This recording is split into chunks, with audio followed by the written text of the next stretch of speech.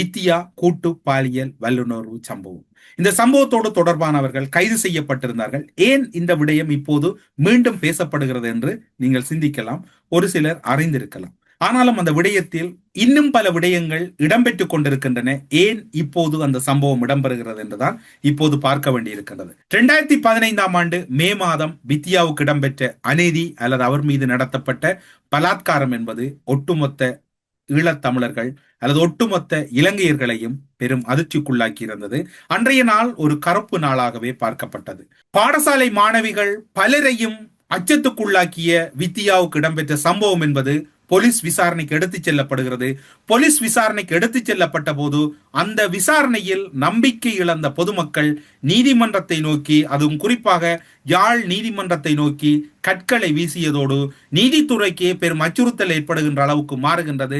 வித்தியாவுக்கு இடம்பெற்ற அநீதி தொடர்பில் போலீசார் முறையான விசாரணையை மேற்கொள்ளவில்லை. விசாரணையில் பக்கச்சார்போடு நடந்து கொண்டது. பாதிக்கப்பட்ட தரப்புக்கு சார்பாக அல்லது பாதிக்கப்பட்ட தரப்புகளுக்கு உண்மையை கண்டறிவதற்கு போலீசார் உதவவில்லை என்கின்ற குற்றச்சாட்டு பொதுமக்களால் முன்வைக்கப்படுகின்றது. நீதிமன்ற கட்டட தொகுதியே பெரும் அச்சுறுத்தலை எதிர்கொள்ள வேண்டிய சூழ்நிலைக்குள் தள்ளப்படுகின்றது. அப்போதைய ஜனாதிபதியாக இருந்த மைத்திரிபால சிறிசேனவும் பிரதம நீதியரசரான ஸ்ரீபவன் ஆகியோரும் இந்த சம்பவத்தின் உச்ச நிலை அல்லது ஒட்டுமொத்த இலங்கையிலும் பெரும் பதட்டத்தை உருவாக்கிய இந்த சம்பவத்தை அறிந்தவுடன் யாழ்ப்பாணம் விரைகின்றார்கள்.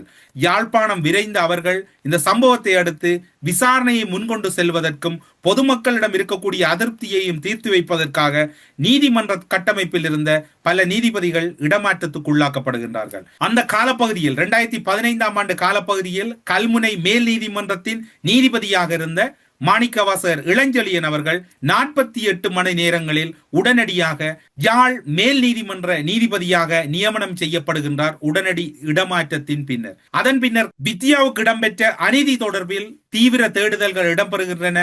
விசேட போலீஸ் குழுக்கள், விசேட அதிரடிப்படையின் சிறப்பு அணிகள் என்று ஒட்டுமொத்த யாழ் நகரமும் பெரும் தேடுதல் வேட்டைக்கு உள்ளாக்கப்படுகின்ற போது 11 சந்தேக நபர்கள் அதிரடியாக கைது செய்யப்படுகின்றார்கள். பிணை மனு கோரி 11 பேர் சார்பிலும் பிணை மனு கோரி நீதிமன்றத்திலே வழக்கு தாக்கல் செய்யப்படுகிறது. 2 ஆண்டுகளுக்கு பிணை மனுக்கள் வழங்க முடியாது என்று பிணை மனுவை நிராகரிக்கின்றார் நீதிபதி இளஞ்செழியன் அவர்கள் மேல் நீதிமன்றத்திலே பிணை கோரிய போது. அதன் பின்னர் 3 நீதிபதிகளை கொண்ட நீதியரசர்கள் குழாம், அதாவது நீதிபதிகள் குழாம் ரயலட் பார் தீர்ப்பாயம் ஒன்றினை உருவாக்குகின்றார்கள். அதன் மூலம் இந்த விசாரணை முன்னெடுத்துக் கொண்டு செல்வதற்கு முயற்சிகள் செய்யப்பட்டு ஒரு கட்டமைக்கப்பட்ட நீதி பரிபாலன முறை உருவாக்கப்படுகிறது.